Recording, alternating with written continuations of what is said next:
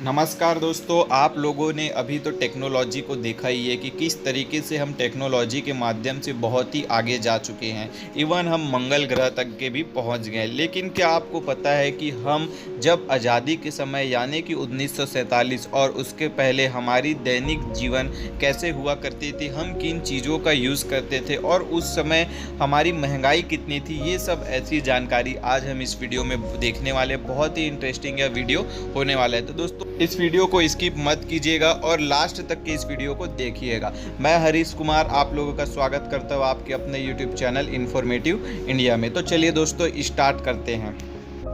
तो दोस्तों हम देखते हैं कि 1947 में हमारे देश की करेंसी क्या थी।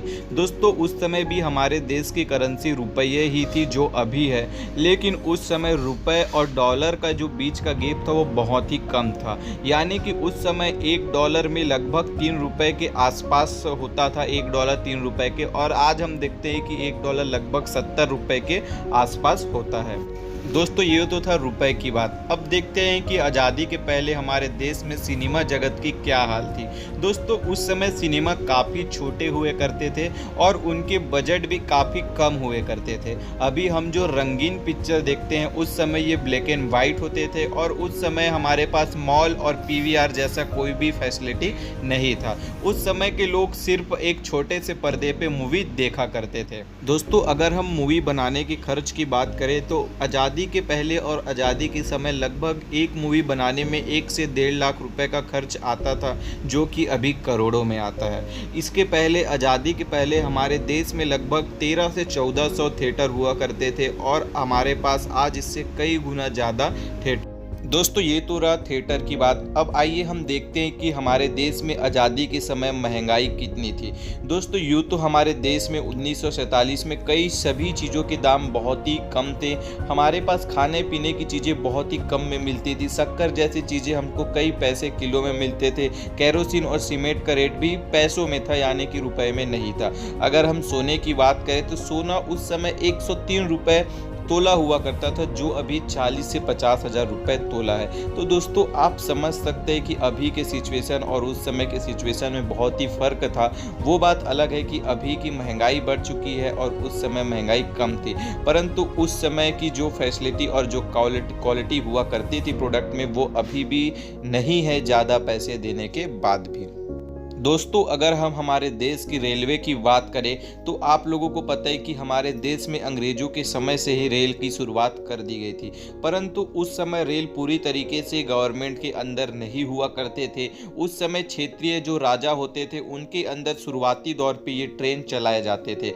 आज़ादी के बाद धीरे धीरे गवर्नमेंट ऑफ इंडिया ने ये पूरा ट्रेन अपने अंदर ले लिया और उसके बाद इस ट्रेन का नेटवर्क काफ़ी बड़ा हो गया और आज पूरे भारत में आमदनी का सबसे बड़ा साधन ट्रेन हो गया है। हालांकि इसकी शुरुआत इस उद्देश्य से नहीं की गई थी।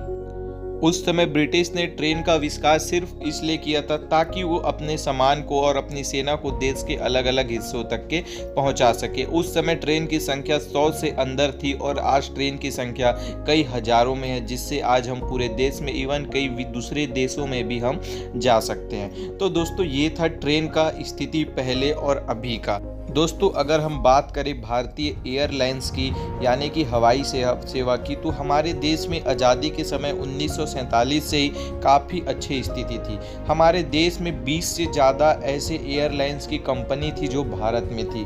दोस्तों सवाल ये होता है कि इतने पुराने समय में आखिर भारत के पास इतने विमान कहाँ से आए। दोस्तों हम आपको बताना चाहेंगे कि आज़ादी के समय आपको पता है कि 1945 के बाद जब द्वितीय विश्व युद्ध समाप्त हुआ तो बहुत सारे ऐसे देश थे जिनकी इकोनॉमी खराब हो चुकी थी। इसलिए ज़्यादातर देशों ने अपने देश की विमान बेच दी और इसमें अमेरिका सबसे प्रमुख था और जर्मनी जैसे देश प्रमुख थे। परंतु उस समय भारत में कई ऐसे धनी वर्ग के लोग थे जिन्होंने यह एरोप्लेन लिया और भारत में इसकी शुरुआत की थी। और आज हमको ये देखने को मिलता है कि कई बड़ी कंपनियां और एयरलाइंस आज हमारे देश में हैं। दोस्तों आज़ादी के समय से ही हमारे देश में एयरलाइंस की स्थिति काफ़ी अच्छी थी और यही कारण है कि आज वायुसेना के मामले में हमारा देश चुनिंदा देशों में से एक देश के रूप में जाना जाता है। दोस्तों अगर हम हमारे देश की पब्लिक ट्रांसपोर्ट या फिर ट्रांसपोर्ट की बात करें तो हमारे देश में उस समय पब्लिक ट्रांसपोर्ट के रूप में कुछ ट्रक और बसें चलाई जाती थी। और अगर कार की बात करें तो उस समय अम्बेसडर एक प्रमुख कंपनी हुआ करती थी जिसकी कार पूरे देश में चलते थे, खास करके बम्बई और कलकत्ता के एरिया में। परंतु आज़ादी के बाद ये देखने को मिला कि कई बड़ी कंपनियों का यहाँ निवेश हुआ और उसके बाद अम्बेसडर जैसी कार आज के समय में तो लगभग बंद हो चुकी है। और यही कारण है कि आज के लोग भी अम्बेसडर कार से बहुत ही पसंद करते हैं, उन्हें प्यार करते हैं, क्योंकि ये उस समय की सबसे फेमस कार हुआ करती थी।